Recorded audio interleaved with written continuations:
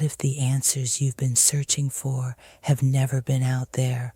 What if they've been quietly waiting within you, not in books, not in doctrines, but buried beneath layers of belief, noise, and identity?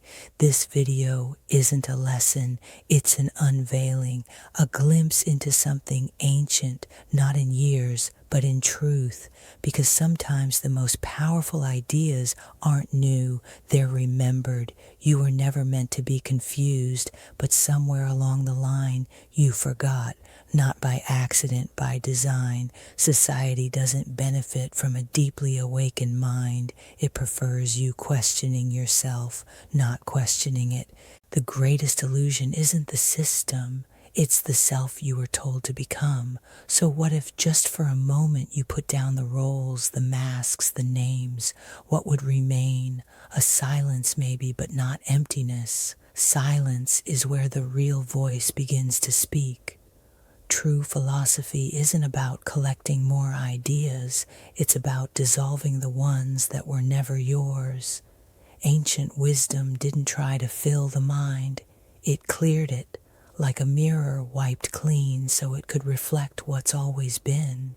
The sages didn't ask, "What can I become?" They asked, "Who am I without the becoming?" And that one question was enough to awaken centuries of stillness.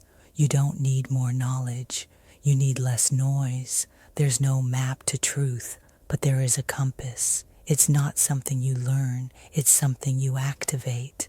The ancient philosophers used breath, symbols, movement, and stillness, not as rituals, but as reminders. They weren't trying to ascend.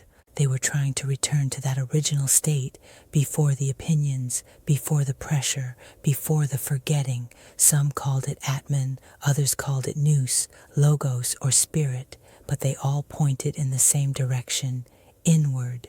You don't have to name it, you just have to feel when it's real. But let's not pretend it's easy, because once you start to awaken, the illusions don't vanish, they scream louder. You'll feel resistance, not from the world, but from within, from every story you ever believed was you.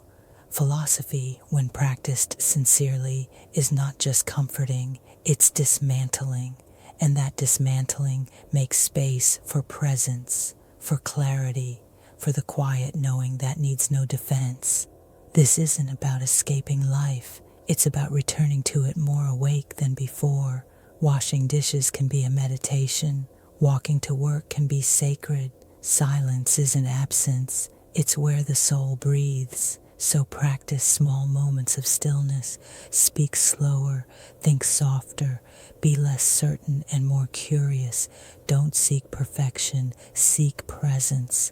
You are not broken, you're buried, and philosophy, true philosophy, isn't meant to decorate the mind, it's meant to free it. So if something inside you stirs as you meant these words, follow it. Not me, not this channel, but the stillness inside you that's always been whispering, "You're almost home."